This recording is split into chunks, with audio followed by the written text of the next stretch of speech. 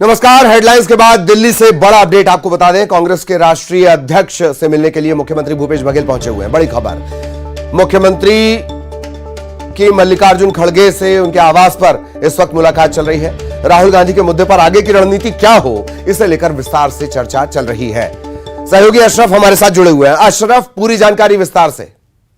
देखिए ललित, मुख्यमंत्री दिल्ली अचानक तलब किया गया कि कल देर रात आए और आज उन्होंने सबसे पहले प्रियंका गांधी से मुलाकात की और उसके बाद अब कांग्रेस अध्यक्ष मल्लिकार्जुन खड़गे से उनकी मुलाकात चल रही है। राहुल गांधी का जो मुद्दा है उसी पर चर्चा चल रही है कि कैसे आगे रणनीति पे काम किया जाए, कैसे प्रदर्शन किया, क्योंकि कांग्रेस अपना एक पूरा रोड मैप बना चुकी है कि पूरे देश भर में हर राज्य में 30 अप्रैल तक सत्याग्रह किया जाएगा। छत्तीसगढ़ में सत्याग्रह कैसे होगा, कब कब होगा, कहां कहां होगा, वो सब चीजों पर चर्चा की जा रही है। क्योंकि वैसे एक चीज साफ है कि ये जो सत्याग्रह है ब्लॉक लेवल पे होगा, डिस्ट्रिक्ट लेवल पे होगा, राज्य स्तर पर होगा। तो पूरे 3 लेयर्स इसके बनाए हैं, 3 स्तर बनाए गए हैं, इस पर प्रदर्शन होना है। छत्तीसगढ़ में कहाँ कौन रहेगा, कैसे होगा, वो तमाम इन मुद्दों पर चर्चा की जा रही। साथ साथ मुख्यमंत्री को लेकर भी बातचीत थी कि उनको आगे सत्याग्रह पे कहाँ कहाँ उनकी मदद दी जा सकती है, कैसे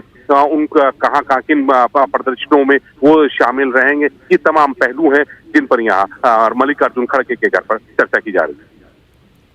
लेकिन इतना तय है अशरफ कि अब राष्ट्रीय रणनीति में मुख्यमंत्री भूपेश बघेल का कद ऐसा है कि बिना उनके रणनीति पर मंथन संभव नहीं।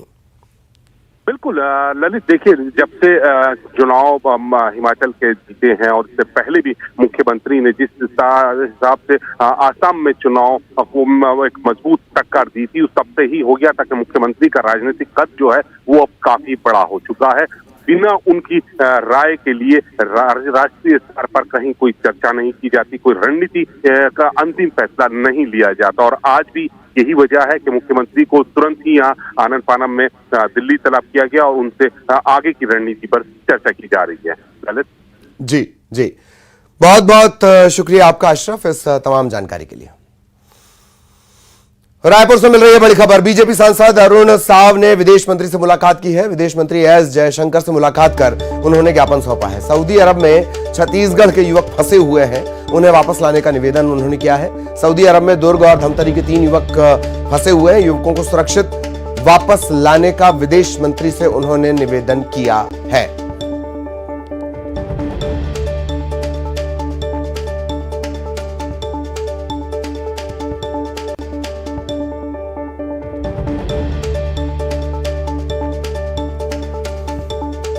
बड़ी खबर आपको बता दें, बीजेपी सांसद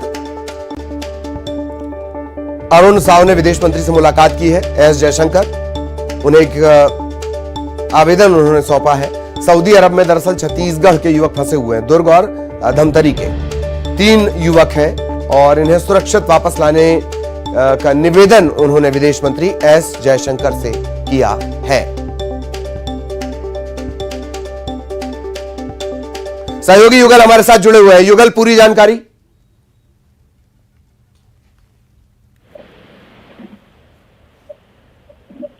चलिए युगल से संपर्क करने की कोशिश करेंगे। बीजेपी सांसद अरुण साव, विदेश मंत्री से उन्होंने मुलाकात की है और दरअसल धमतरी और दुर्ग के 3 युवक सऊदी अरब में फंसे हुए हैं, उन्हें सुरक्षित वहां से लाया जाए। युगल, आप तक मेरी आवाज अगर पहुंच रही हो, पूरी जानकारी दें।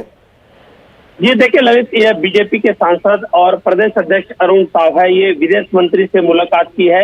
विदेश मंत्री डॉक्टर एस जयशंकर से मुलाकात करके उन्होंने एक जो ज्ञापन है वो भी सौंपा है, निवेदन पत्र भी दिया है। सऊदी अरब में जो छत्तीसगढ़ के जो बेटे हैं उनकी सुरक्षित वापसी के लिए उन्होंने आग्रह किया है। और दुर्ग जिले के ग्राम डोमा कुरुस से 3 युवक जो नौकरी के लिए दमन सेंट्रल कास्ट जो फैक्ट्री गए हुए थे, जिन्हें सुरक्षित वापसी के लिए पूरा निवेदन किया गया है। और जब अरुण साव दिल्ली दौरे पर थे तो इस दौरान उन्होंने मुलाकात की है और पूरे जो समस्या है, जो अपनी बात है उनको रखी है और एक पत्र भी सौंपा है और आग्रह किया है कि इन छत्तीसगढ़ के 3 बेटों को जो है किसी भी तरह से जल्द वापसी हो जाए, ताकि सुरक्षित वापसी के लिए उन्होंने आग्रह किया है। जी ललित, सुरक्षित वापसी का आग्रह किया गया है। इन युवकों के बारे में कुछ जानकारी युगल लग पाई आखिर सऊदी अरब में ऐसी क्या दिक्कत हुई कि ये फंसे हुए हैं, इसके बारे में कोई ज्यादा जानकारी? देखिए, परिजनों को कुछ जानकारियां मिली है, उसके माध्यम से मदद मांगी गई है विदेश मंत्रालय से। और जो भी जो नेता है, जैसे अरुण साहब जो सांसद है, वो इस पर पहल कर रहे हैं और उन तक बात पहुंचाई गई है। और किसी तरह चाहते हैं, जब भी कोई छात्र हो या फिर कोई कामगार विदेश जाता है तो कई तरह की दिक्कतें होती है, अड़चने होती हैं। तो उन तमाम किस तरह की दिक्कतें, अभी फिलहाल इसका तो पूरी जानकारी नहीं लगी है, लेकिन जो परिजनों को जो जानकारी हाथ लगी है, इस हिसाब से उन्हें जानकारी दी गई है। और विदेश मंत्रालय से बिना उनके हस्तक्षेप या बिना उनके पहल से ये संभव नहीं है कि जो फंसे हुए हैं उन्हें वहां पर लाया जा सके। फिलहाल पहल की जा रही है, लेकिन देखना होगा कि इसका सुखद परिणाम कब सामने आता है। जी चलिए, बहुत बहुत शुक्रिया युगल आपका इस तमाम जानकारी के लिए। भोपाल से बड़ी खबर, सीएम शिवराज का सख्त एक्शन। सरकारी काम में लापरवाही को लेकर उन्होंने ये एक्शन लिया है। कर्मचारियों पर लापरवाही की गई है, लापरवाही बरतने वाले 15 कर्मचारियों पर कार्रवाई। अच्छा काम करने वाले 4 कर्मचारियों को बधाई भी मिली है, लेकिन काम न करने वाले, लापरवाही बरतने वाले 15 कर्मचारियों पर सख्ती बरती गई है। सीएम शिवराज ने समाधान ऑनलाइन की समीक्षा बैठक के दौरान ये एक्शन लिया है। कर्मचारियों के निलंबन से लेकर वेतन वृद्धि रोकने तक की कार्रवाई की गई है। समाधान ऑनलाइन में देरी पर एक लिपिक को निलंबित किया गया है। 3 कर्मचारियों की वेतन वृद्धि रोकी गई है। 1 कर्मचारी की 15 दिन की सैलरी काटने, 10 कर्मचारियों को नोटिस जारी करने के निर्देश दिए गए हैं। अशोकनगर में नल जल योजना में पाइप के लीक होने से पानी नहीं मिलने पर कार्यपालन यंत्री एसके जाटव, सहायक यंत्री वीएस सुमंत और उप यंत्री विनोद गुप्ता की वेतन वृद्धि रोकने के निर्देश दिए गए हैं। प्रभारी अधीक्षक यंत्री विनोद कुमार छारी से स्पष्टीकरण मांगा गया है।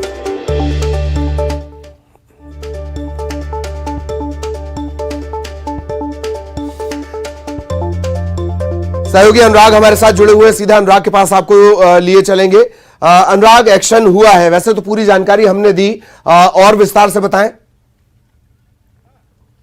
देखिए, एक तो सबसे बड़ी बात है कि मुख्यमंत्री शिवराज सिंह चौहान इन दिनों विभागीय समीक्षा बैठक कर रहे हैं। 2 दिन पहले उन्होंने नल जल योजना को लेकर समीक्षा की थी। कल जो है समाधान ऑनलाइन को लेकर समीक्षा की और उसमें कड़े निर्देश जारी किए हैं। सीएम हेल्पलाइन पर मिलने वाली शिकायतों का समाधान नहीं करने वाले अफसरों के खिलाफ कार्रवाई की है। 15 अफसरों पर मुख्यमंत्री शिवराज सिंह चौहान का एक्शन हुआ है। कहीं पर नल जल योजना से पानी नहीं पहुँचने के मामले में लिपिक को निलंबित करने की कार्रवाई की गई है। कई कर्मचारियों के वेतन वृद्धि रोकने के निर्देश दिए गए और कई के सैलरी काटने के भी निर्देश मुख्यमंत्री ने दिए हैं। मुख्यमंत्री समाधान ऑनलाइन के जरिए कार्यों की समीक्षा कर रहे थे और उसी दौरान ये जानकारी मिली कि जो शिकायतें मिली थी उसकी समाधान करने में कहीं ना कहीं लापरवाही अफसरों की तरफ से देखने को मिली और इसी पर मुख्यमंत्री शिवराज सिंह चौहान का एक्शन नजर आया है। मुख्यमंत्री ने साफ कर दिया है कि सरकारी कामकाज और योजनाओं के क्रियान्वयन और आम लोगों से जुड़ी शिकायतों पर यदि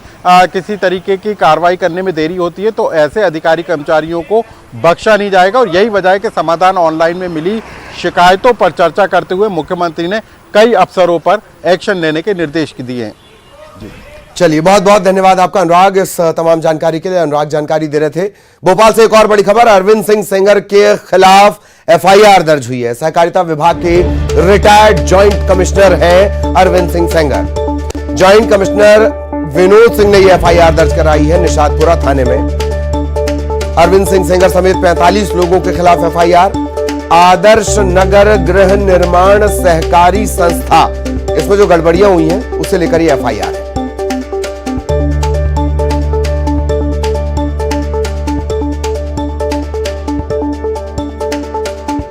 एफआईआर दर्ज करवाई गई है। आदर्श नगर सहकारी संस्था, इसमें गड़बड़ी का ये पूरा मामला है। सहयोगी जितेंद्र हमारे साथ जुड़े हुए हैं। जितेंद्र, पूरी जानकारी। देखिए ललित, अगर बात करें तो सहकारिता विभाग में बड़ा घोटाला सामने आया है, जहां पर जॉइंट कमिश्नर विनोद सिंह ने निशातपुरा थाने में एक एफआईआर दर्ज कराई और जो एफआईआर है वो जॉइंट कमिश्नर अरविंद सिंह सेंगर जो रिटायर्ड हैं उनके खिलाफ कराई और साथ ही अन्य 45 लोग हैं इन पर जो है आदर्श गृह निर्माण सोसाइटी में जो गड़बड़ियां हुई है उसे लेकर एफआईआर दर्ज की गई है। अब देखने वाली बात है कि पुलिस क्या कार्रवाई करती है, क्योंकि बड़े पैमाने पर भोपाल में जो कृषि भूमि को बेचकर प्लॉट काट दिए गए और सरकारी समिति के नाम पर घोटाले हो रहे हैं। इस मामले में ये बड़ी FIR है। 45 लोग हैं और ज्वाइंट कमिश्नर है रिटायर्ड अरविंद सिंह सहगल, इनके खिलाफ FIR हुई है। अब देखने वाली बात है कि सहकारिता विभाग और पुलिस क्या कार्रवाई करती है।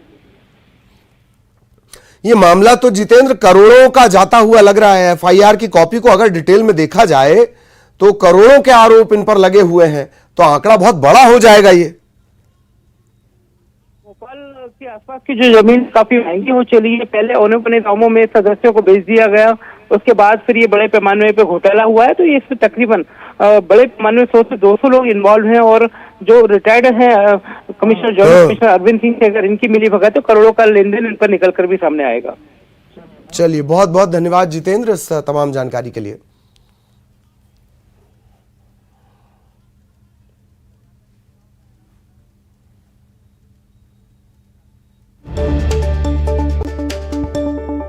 और कर्नाटक चुनाव का ऐलान, तारीखों का ऐलान शुरू हो गया। सीधे आपको सुनवाते हैं। Groups. If you look at any human development indices, the particularly vulnerable tribal groups are the one who are at the lowest of the ladder. So we said we'll have a special outreach. I'll touch on that in one of the slides. The role gender ratio in the state stands at 988, which is very healthy. And the copies of the electoral rolls, including the process by which it was prepared, have all been shared with the political parties, and the involvement was at every stage. So friends, senior citizens and PWDs, as we have been putting a special emphasis on this part, and it's important in case of Karnataka because it will happen first time in Karnataka. The total number of 80 plus और दिल्ली से ये खबर हम आपको दिखा रहे थे। चुनाव आयोग प्रेस कॉन्फ्रेंस दरअसल कर रहा है कर्नाटक विधानसभा चुनाव को लेकर। अब बात आग की करेंगे। दो तस्वीरें आपको दिखाएंगे। दोनों तस्वीरें इंदौर से ही हैं। एक तस्वीर सांवेर रोड की, जहां प्लास्टिक के गोदाम में आग लग गई। कई घंटे तक इसको बुझाने की मशक्कत करनी पड़ी।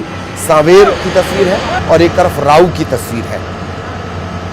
कई किलोमीटर दूर से ही धुएं का ये गुबार देखा जा रहा था।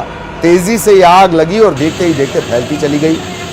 फैक्ट्री है दरअसल ये, फैक्ट्री और गोदाम दोनों में आग लग गई। आग बुझाने की कोशिश लगातार की जा रही है। अब राऊ की तस्वीरें देख लीजिए, हाईलाइट करके हम आपको दिखा रहे हैं। 3 स्टार होटल ये है। तकरीबन 35 लोग, पपाया ट्री, 35 लोग यहां पर थे जब ये घटना हुई और क्रेन के जरिए इनका रेस्क्यू करना पड़ा।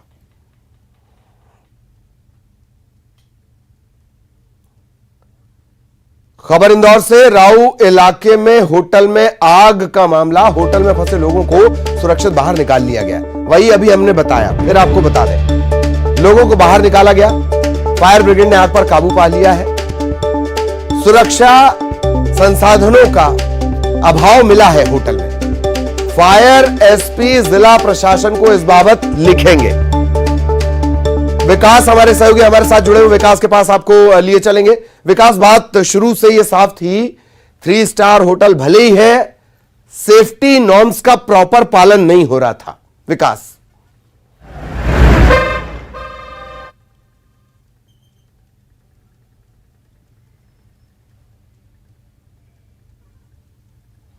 ये पहला बाणगंगा इलाके में स्थित फैक्ट्री, दूसरा राऊ इलाके में स्थित एक नामी होटल।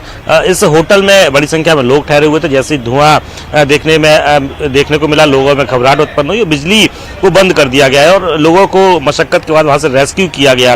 बहरहाल इसके बाद ये चीज देखी गई कि वहां पर बेहतर संसाधन नहीं थे, जिसके माध्यम से आग की जैसी शुरुआत हुई उस पर काबू पा लिया जाता और उसके बाद पर्याप्त संसाधन का अभाव वहां पर देखा गया। लिहाजा नगर निगम, पुलिस और अन्य लोगों ने मिलकर कड़ी मशक्कत के साथ जो लोग वहां ठहरे थे उन्हें रेस्क्यू कर लिया। लेकिन अब पुलिस अधीक्षक ने दावा किया कि वो एक पत्र लिखेंगे जिला प्रशासन को, जिसमें खामियां उजागर होगी। होटल में किन किन चीजों की खामी थी या आखिर कैसे अगर कोई बड़ी घटना होती तो वहां लोगों को नहीं बचाया जा सकता था। अब उसके बाद ये संभव माना जा रहा है कि इस पर होटल संचालक पर FIR भी दर्ज होगी और गंभीर कार्रवाई भी आने वाले वक्त में हो सकती है। वहीं दूसरी ओर अगर बात की जाए ललित, तो इंदौर के बाणगंगा इलाके में सांवेर रोड पर स्थित इंदौर उज्जैन रोड पर ये फैक्ट्री में भीषण आग लगी थी, जो लगभग 6 घंटे बीत जाने के बाद भी आग जारी है। अभी देखिए यहाँ पर जेसीबी और फायर ब्रिगेड का जो अमला है वो लगातार डटा हुआ है। पूरे जो यहाँ पर अंदर साधन संसाधन थे वो पूरी तरीके से जल चुके हैं। जो मशीनरी थी वो सारी जल चुकी है।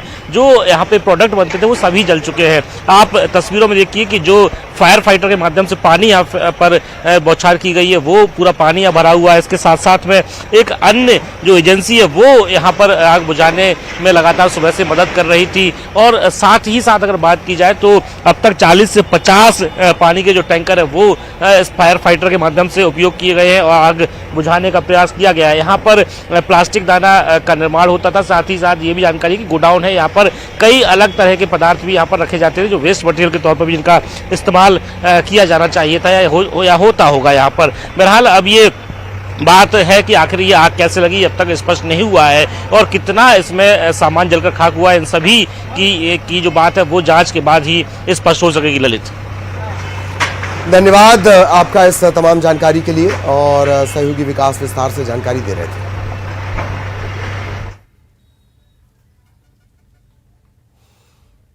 लेकिन आग छत्तीसगढ़ के भी कई इलाकों में लगी। अलग अलग जगहों पर आग लगने की खबरें आई।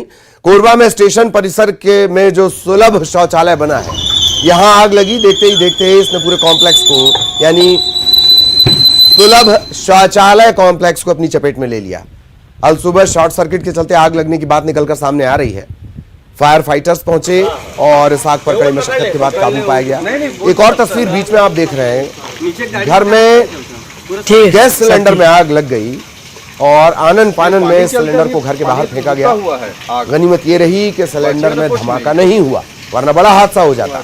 इधर पेंड्रा के जंगल में महुआ बीनने के लिए जो लोग गए थे उन्होंने जंगल में आग लगा दी। वन विभाग की टीम ने कड़ी मशक्कत की, तब कहीं जाकर आग पर काबू पाया जा सका।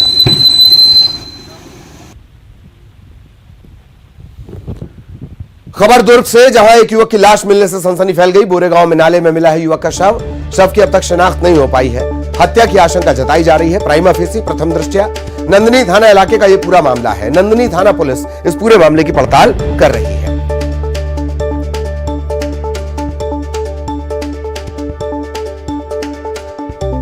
दुर्ग से खबर, बोरेगांव में नाले में एक युवक का शव मिला है। पहचान इसकी अब तक नहीं हो पाई है। दुर्ग से ही बड़ी खबर एक और मिल रही है। ज्वेलरी दुकान में बड़ी चोरी को अंजाम दिया गया। ताला तोड़ा गया, लाखों की चोरी को अंजाम दिया गया। मामले की जांच में पुलिस जुट गई है। भिलाई 3 थाना क्षेत्र का यह पूरा मामला है। दुर्ग से बड़ी खबर, ताला तोड़कर लाखों की चोरी सराफा दुकान से।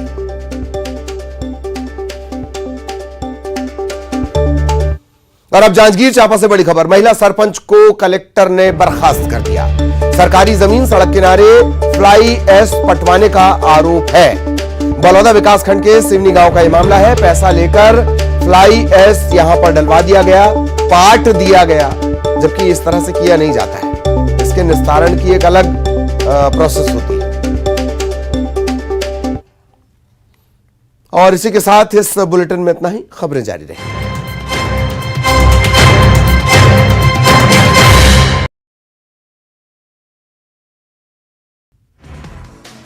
पीएम मोदी ने दिल्ली में बीजेपी के मुख्यालय से पार्टी के नए आवासीय परिसर का किया उद्घाटन। कार्यक्रम में बीजेपी के राष्ट्रीय अध्यक्ष जेपी नड्डा,